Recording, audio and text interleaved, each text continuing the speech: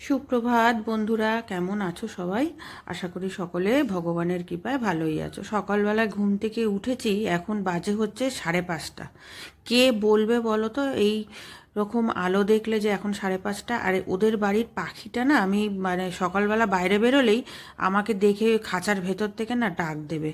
খুব সুন্দর ডাকে, কিচির কিচির কিচির কিচির ছিল, দুটো ছিল, একটা উড়ে পালিয়ে গেছে।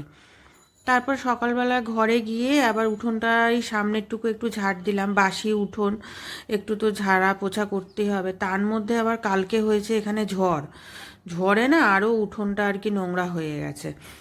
সেই জন্য ভাবলাম সকাল, আর রোদ উঠলে না এইসব কাজকর্ম করা যায় না, যে সমস্ত ঘরের কাজ সেরে তারপর বাইরের কাজ করব, রোদের মধ্যে মানে মাথা আরও ঠাটা পোড়া করে। সেই জন্য সকাল সকাল না এই কাজগুলো করে রাখি। আর সাইকেলটার এখানে আছে বলে গলিটার মধ্যে যেতে পারছি না, সাইকেলটা সরিয়ে আবার ওখানটা ঝাড় দেবো। আর এই ব্যাগটার মধ্যে আমাদের দুধ দিয়ে যায়, 5টার সময় এসে দুধ দিয়ে যায়। আজকে এখনও আসেনি কেন দেখতে হবে, আবার দেরি হচ্ছে, দিয়ে যাবে হয়তো সময় হলে।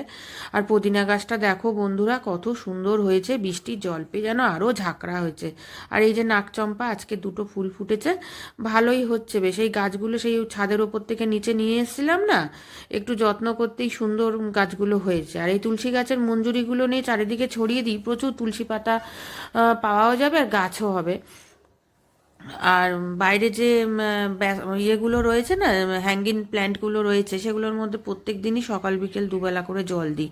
বৃষ্টির জল পেলে না গাছগুলো খুব ভালো হয়, কিন্তু যেহেতু শেডের তলায় আছে, যার জন্য না গাছগুলো আর বৃষ্টির জল পায় না। এবার একটু উঠোনের মধ্যে একটু জলের ছিটা দিয়ে দিলাম, তারপরে যাব হচ্ছে পুকুর পাড়ে।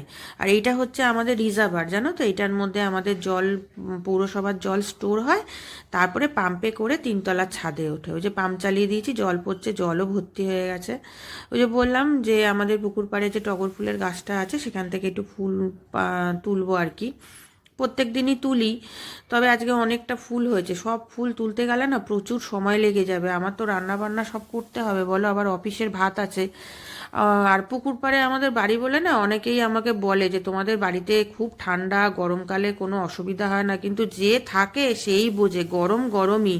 পুকুর, সমুদ্র, নদী, খাল বিল কিছুই মানে না।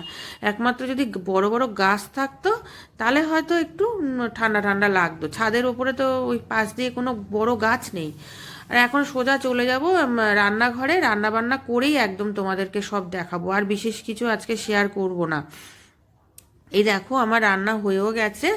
এটা করেছি হচ্ছে মুগের ডাল, একটুখানি চাল কুমড়ো ছিল আর লাউ ছিল, এই দিয়ে মুগের ডাল করেছি। আর ডালটা বেশ একটু বেশি পরিমাণেই করেছি, দুভাগে ভাগ করে রেখেছি, আর দুধ জাল দিয়েছি। আর এটার মধ্যে না একটু আমের চাটনি আছে, ওই 2 দিন আগে করে রেখেছিলাম, একটু বেশি করেই করি যাতে 3-4 দিন হয়ে যায়। এই যে কাজু বাদাম কিশমিশ দিয়ে একটু আমের চাটনি করেছি, আর একটু চিচিঙ্গা ভাজাও করেছি, আর কাসুন্দি দিয়ে খাবো। আর করেছিলাম সজনে ডাঁটা আর আলু দিয়ে একটু পোস্ত, দেখতে কিন্তু খুব সুন্দর হয়েছে।